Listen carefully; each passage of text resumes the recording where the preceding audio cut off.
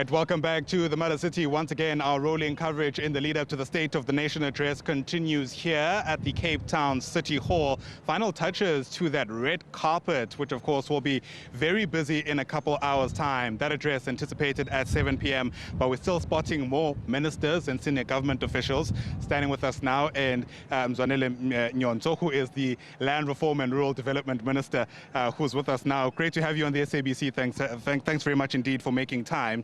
Land reform has been such a hot political potato for the past couple of years, but I think the question top of mind for many people is why it's taking so long. It is taking so long because there's a lot of problems. You see, firstly, let's start from the beginning. The reason today we are here, it is because we're all fighting for the land. Now, the reason today everybody is complaining about land reform, it is because the key, as you said it off the line, the key to the real liberation is the land. Now it is taking too long because there's a whole lot of issues. One, for example, if we must redistribute land, the land owners or the white farmers, let me say so, are making it very difficult for us, one, to buy land, one, to buy farms. They're coming up with exorbitant prices of land. That's part of the reasons why this thing is taking too long. Two, it's also about our own people fighting amongst themselves about the very same land claims that they are lodging. They do not agree among themselves, making it very difficult for us to resolve their issues. Three, our own people taking each other to court about the very same land and the very same disputes that we want to resolve over them.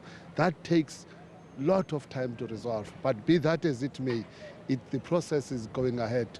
Land is being redistributed to people.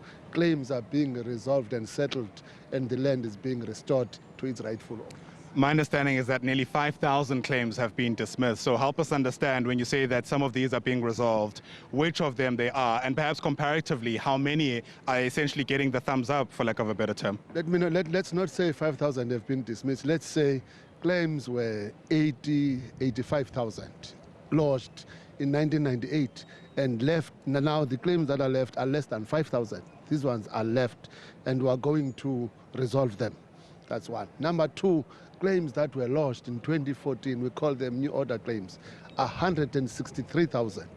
And because of the Lamusa judgment, we've been stopped to resolve them by the court to say, let's first resolve and settle the old order claims and then come and look at the 2014 land claims. So not all claims are valid.